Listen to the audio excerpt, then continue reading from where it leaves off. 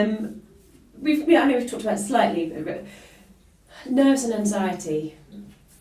Yeah, I think if someone says that they don't get nervous or have any kind of performance anxiety, then they're lying. I think it's something that everyone experiences in, varying amounts, depending on the situation.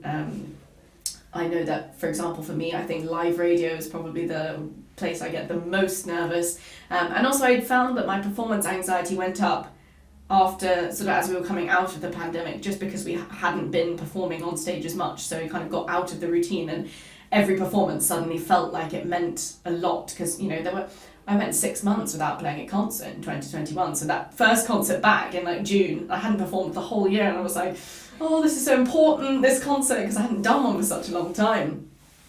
But I think in terms of offering advice about performance anxiety, I think the best piece of advice I can give is that, one, it's normal, everyone has it, don't worry. I think it can feel very, very isolating, and people can feel like they're the only person that has that problem, because it manifests in such different ways for different people. So I think that's my second piece of advice, is learn how your body responds to it. Everyone will get that kind of rush of adrenaline and those, nerves in the mind about performing in public, or performing in front of your friends, or performing in front of strangers, or whatever it is that kind of triggers the anxiety as well. And learning how it shows up in your body, because it can show up completely differently for different people. So a lot of people can get shaky legs or shaky arms, or you can get nauseous, or you can get very, very sweaty, or you can get dizzy, or you can have like a tight chest and not be able to sort of, like tight breathing. Some people get a dry mouth. Various different ways that it comes out in your body. So first step is to learn what those are. And the only way you can learn what those are is by doing it.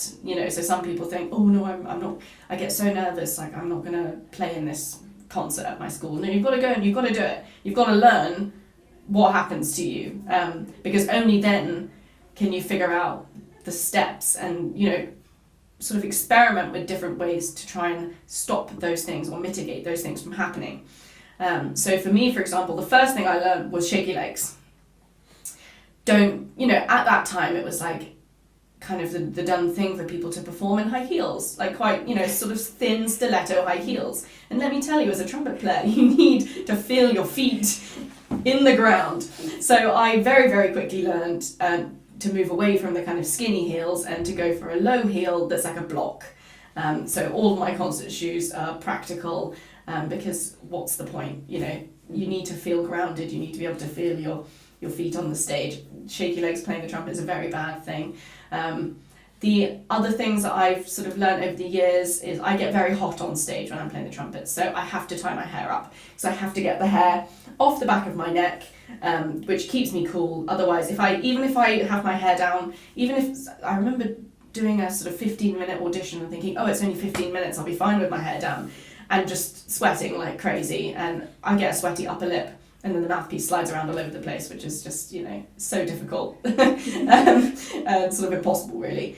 So I learned that very quickly.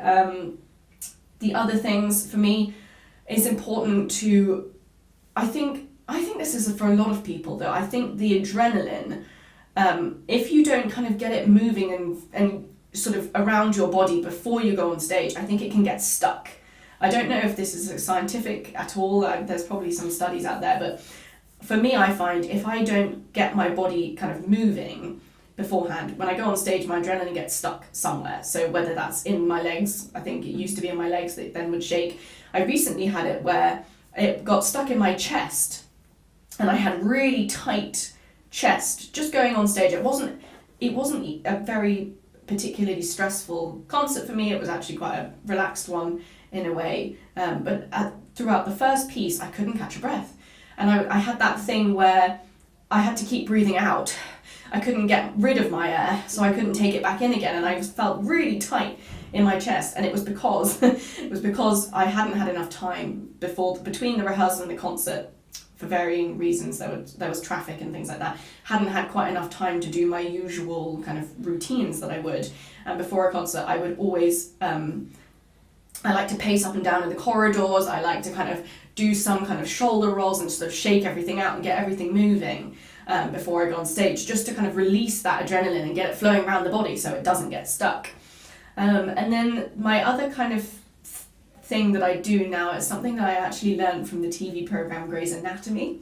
And there's a surgeon on there who stands, she calls it like the superhero pose, and she reads a study about it, and the study is actually real, it does exist, and it's statistically proven that people that stand in this pose before they go into it, I think it's done with job interviews, they're statistically more likely to get the job, because it helps them be more confident and sort of instills that, it's like a moment of calm and pause and to sort of think before. So I now do this before every concert.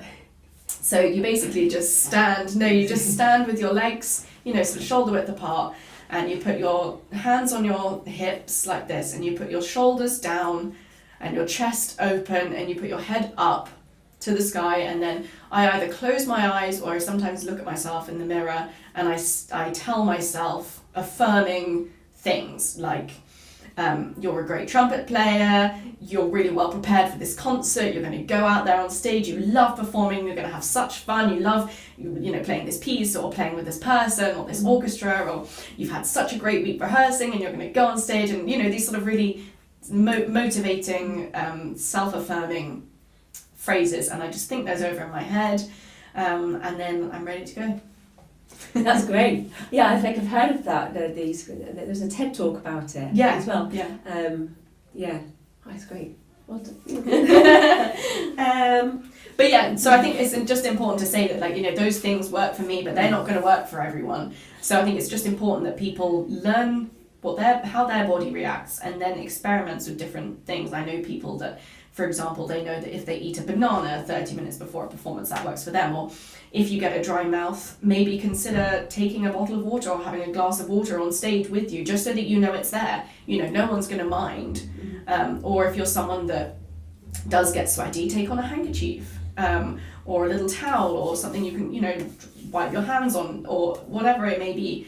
People don't mind. So try and make yourself as comfortable as possible on stage. And just don't not do something because you're too scared. Yeah, exactly. Go for it. You have to learn.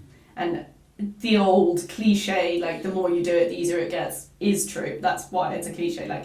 It is true. The more you perform, the easier it will be. And the other thing that I think is really important is to push yourself outside your comfort zone in such a way that, for example, doing auditions or exams, I actually really recommend people do things like Associated Board exams or Trinity Laban exams, because doing something like that is more scary than just playing in a concert.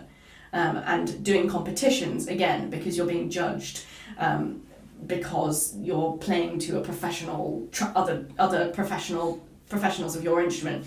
Doing something like that is more scary than doing a concert. Doing a televised concert or a concert on the radio is more scary than just a normal concert. So if you keep pushing yourself and do those things that are even more scary, or you might have higher performance anxiety, then when you come back to just doing a concert, it feels easier.